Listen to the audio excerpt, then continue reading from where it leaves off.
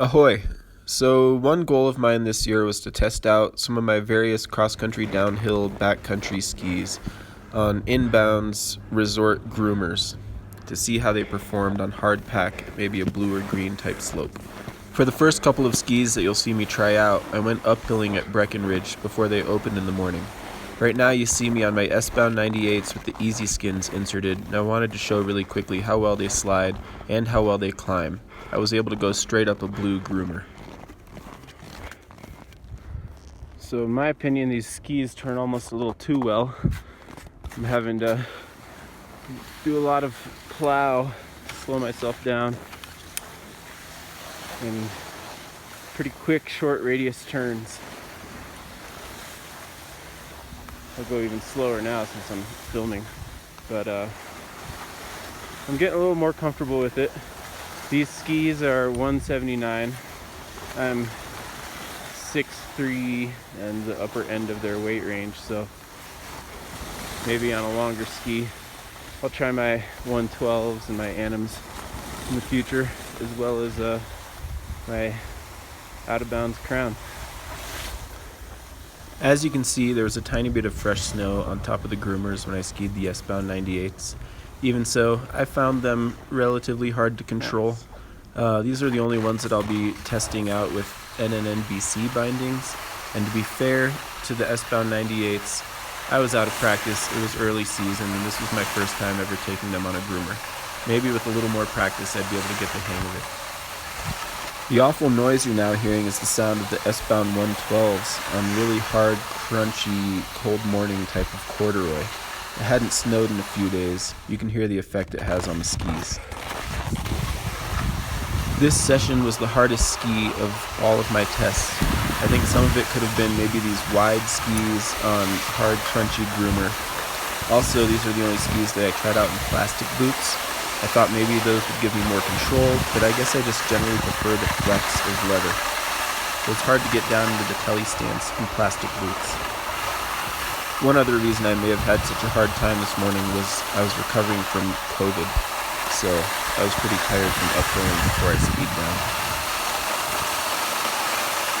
As you can probably tell, I could ski these okay if I was skiing more alpine style, maybe using a plow, maybe parallel turns, but I had a difficult time trying to tele with them.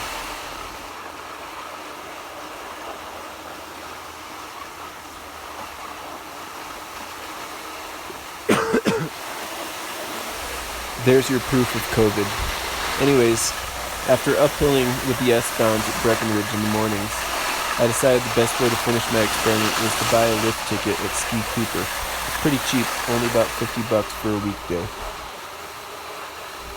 This was to serve the dual purposes of allowing me to try out my skis at a faster rate and give me a chance to practice my tele turn by getting thousands of feet in a single day instead of just touring for several hours and maybe skiing a few hundred feet of vertical.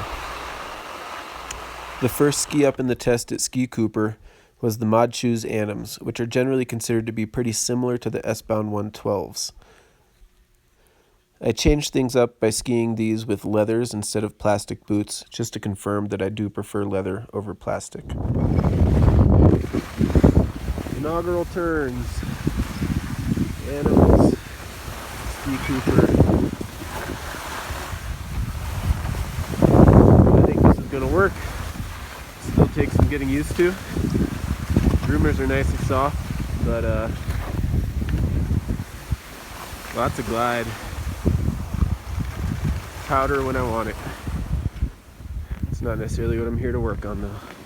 I got a few runs in on the Annums, but only filmed the beginning of my first run. My intention was to film my final run again on the Annums after I'd had all day to practice, but it didn't work out that way. So let's just settle for this footage right here.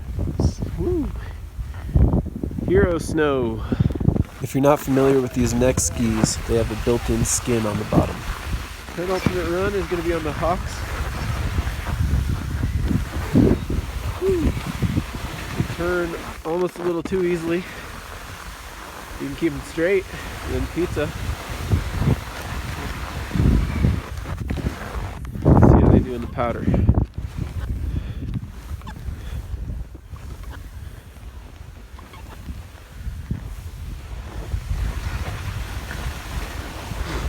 lot slower than the other skis.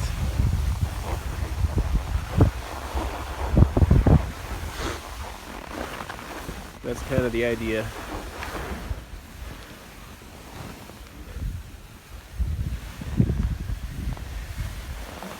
Okay, not too bad.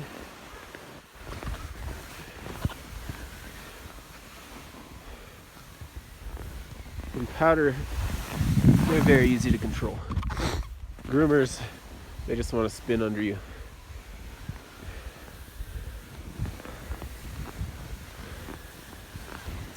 I would only suggest these particular skis if it's a powder day and you're very much a beginner and you don't mind having to kind of scoot your way down a blue run occasionally. Because of the integrated skin on the bottom, a downhill run with these skis gets broken up into little segments at a time.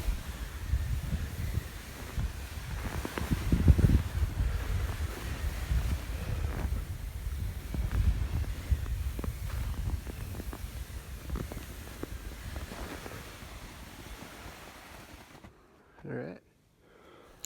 Here's maybe the ideal downhill use case for the Hoks. Tight trees, bushwhacking. As far as Nordic skis go, each of these first 4 skis would be considered wide with reduced camber.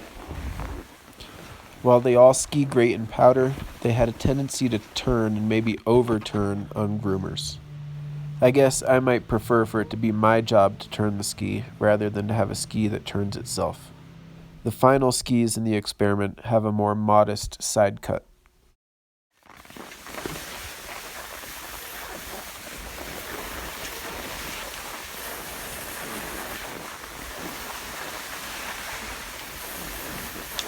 Final run of the day, old school Fisher S-bound 88s, out of bounds crown. Similar to the Fisher Excursion 88 today. I've only been skiing these for 2 minutes or so, but these feel like maybe the best ski of the day for carving. I'm not exactly carving, but we're just going edge to edge. Not bad. Not sure how they'll do in powder. If my phone's still alive, I'll record it.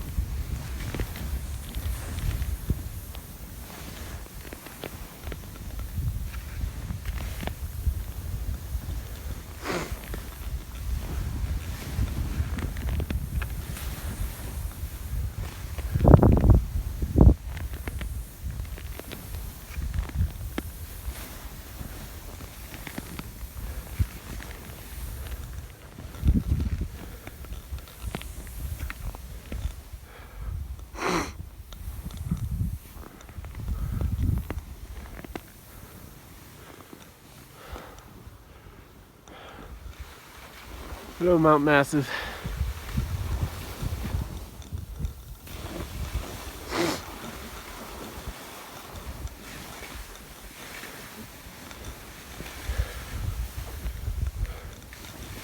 Well, these out of bounds crown skis carve well on a groomer until it's too steep, and then I ate it the only time today. But here in just a tiny bit of powder, they feel great.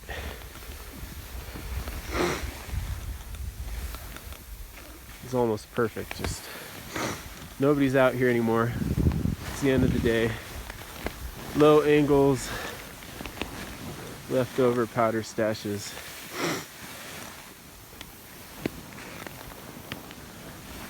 You can see I still go to a pizza when I get uncomfortable. All right, I'm gonna call it.